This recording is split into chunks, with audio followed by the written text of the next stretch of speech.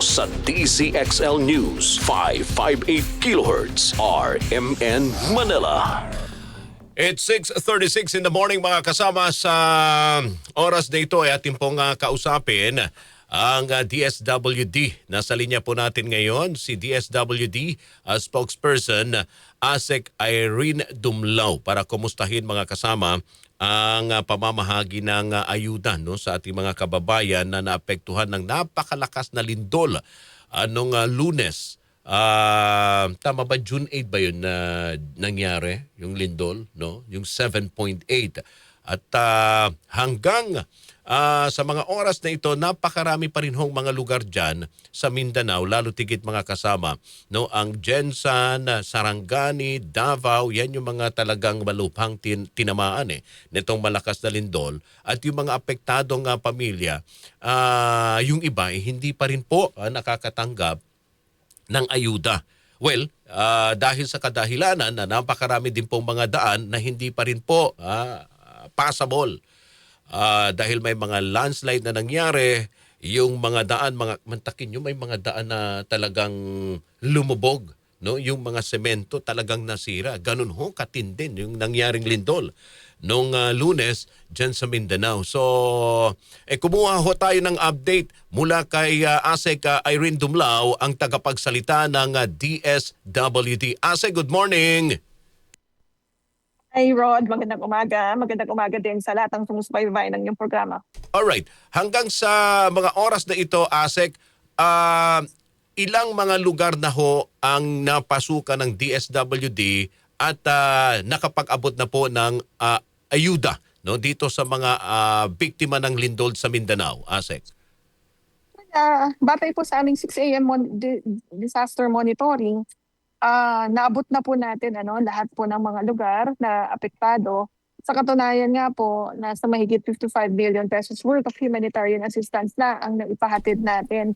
Yan ay binubuo ng mga family food packs, ready-to-eat food boxes, gayon din yung mga non-food items. And we have also provided a modular tent, gayon din yung mga financial assistance para dun sa mga nasa ospital na nabisita previously ni Secretary Red Specialian. And then, na-deploy na rin natin yung ating mobile command center, yung ating mobile kitchen. Nakapag-augmenta tayo ng mga personnel para ma-assist yung mga local government units.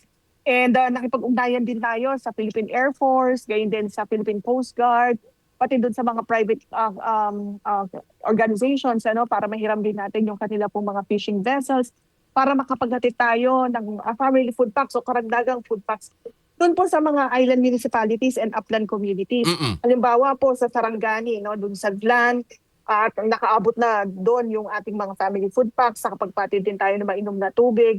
Diyan naman po sa Davao Occidental, halimbawa sa Jas at sa Balut, na kapagpatid rin po tayo ng tulong because of the help and support of the assets provided to us by the Philippine Air Force and the Philippine Air Force. Okay. So, ang sinasabi nyo, ASEC, hanggang sa mga oras na ito, wala na hong mga biktima na hindi po naabutan ng ayuda. Halos lahat po narating ng DSWD. Well, narating po natin, nakapagpatid tayo ng mga karagdagan ng mga family food packs doon sa mga local government units. And the local government units are the ones distributing it doon sa kanila pong mga nasasakupan. Kasi, again, Rod, augmentation support ang DSWD. So, we have delivered all these goods and we are assisting the local government units in distributing it. In some areas, nagpapatuloy pa din po yung pagpapahatid ng tulong. And we expect reports to come in this morning dahil tuloy-tuloy ito Dahil ang utos ng Pangulong Marcos Jr. sa DSWD, dapat yung humanitarian action natin and disaster response continues without any delay.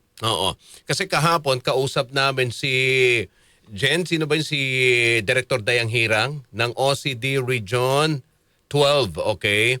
May binabanggit siya, may mga lugar pa rin sa Davao Oriental ba yun?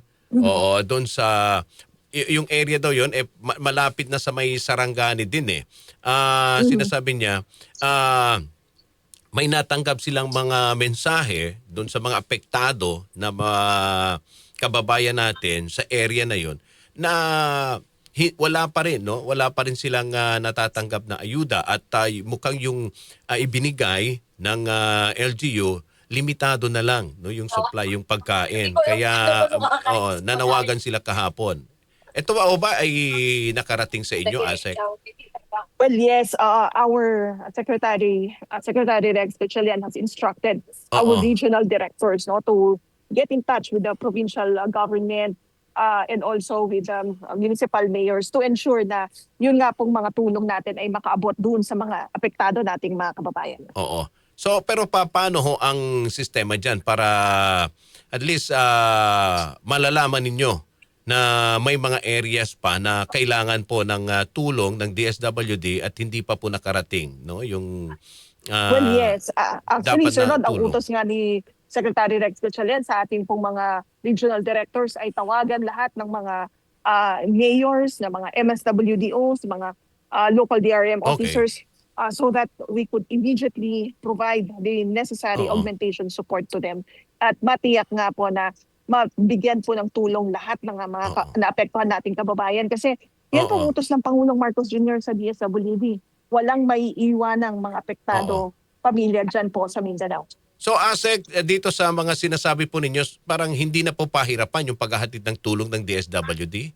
Open na ba lahat? Actually, Passable na po ba lahat yung mga daan? Sir Rod, hindi talaga malaking challenge sapagkat bago pa man po tumama itong malakas na lindol ay nakapag-preposition na tayo ng family food packs dyan sa Mindanao. Sa katunayan, mahigit 1.1 million family food packs yung preposition sa mga warehouses natin dyan po sa Mindanao lamang.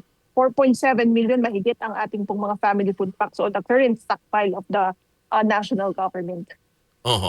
Yung instruction ni Pangulong BBM na 'di ba doon sa mga nasira yung mga bahay at hindi naman kaagad-agad sila makakabalik, 'di ba? May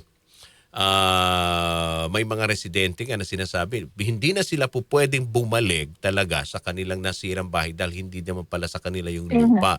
So, ano yung mga tulong na maibibigay rito, no, ng gobyerno? Well, Sir Rod, it's a whole of government approach that we're doing. Of course, the SWD provides necessary assistance. Aside from the food and non-food items, meron din tayong ipapamahagi na emergency cash transfer. Yung emergency cash transfer, that's flexible. Pwedeng yang gamitin para sa karagdagang pagkain o iba pang mga pangangailangan. Pwedeng gamitin yan sa pagsasaayos ng kanilang mga nasirang tahanan o gamitin para sa pag-rebuild ng kanilang mga nasirang mga livelihoods. But other government agencies are also providing yung iba pang mga tulong to support their recovery. Kaya meron ding like DSUD, meron din sila yung sa housing or shelter support or shelter assistance. Ang mahalaga lang talaga dito, Sir Rod, is magkaroon ng damage assessment and needs analysis yung mga local government units so that we could immediately determine ano yung nararapat at appropriate, I mean to say, na tulong na maipapaabot po sa kanila.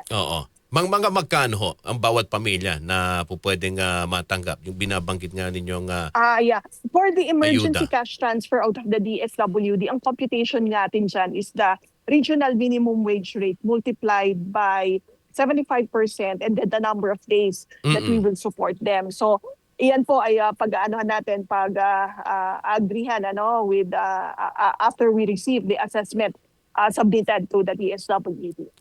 May binabanggit ang Pangulo yung 10,000. Para saan naman yun, Asek?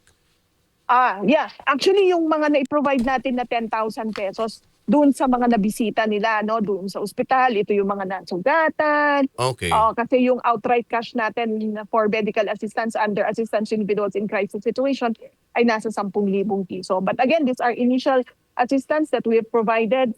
Kung kinakailangan na mag-provide pa ng karagdagan, yan naman po ay gagawin ng DSWD. Again, after the careful assessment of the local government unit. Okay. So tuloy-tuloy po yung paghahatid ng ayuda ng DSWD dito sa mga apektado ng lindol. That's correct. Tuloy-tuloy po iyan kasi yan po Oo. ang utos sa atin, no, that humanitarian action and disaster response must continue without any delay. Oo, kasi sa nakikita ko yung sitwasyon ng ating mga, lalo tigid dyan sa Jensan, sa Davao at Sarangani, mukhang matatagalan pa para maibalik sa normal yung sitwasyon ng buhay nila. Kasi bukod sa nasiraan na sila ng bahay, wala ng bahay, even yung mga establishmento na malapit sa kanila, sira din eh. So saan sila bibili ng pagkain? Sila bibili ng tubig, ng bigas, okay? Kung hindi, sa ngayon, sa kasalukuyang sitwasyon nila, talagang sa gobyerno sila aasa, sa tulong ng gobyerno. Yes, that's the reason why nakatutok talaga tayo dito, Sir Rod. Oo. And we're really assisting the local government units, especially that we recognize na naging matindi din talaga yung epekto nitong lindol na tumama po sa kanilang lugar. Alright. Asek, maraming salamat sa inyong oras at panahon. Mabuhay po kayo. Maraming salamat din, Sir Rod. Magandang umaga po. Alright, thank you very much. Asek Irene Dumlao ng DSWD, mga kasama. Siya po yung taga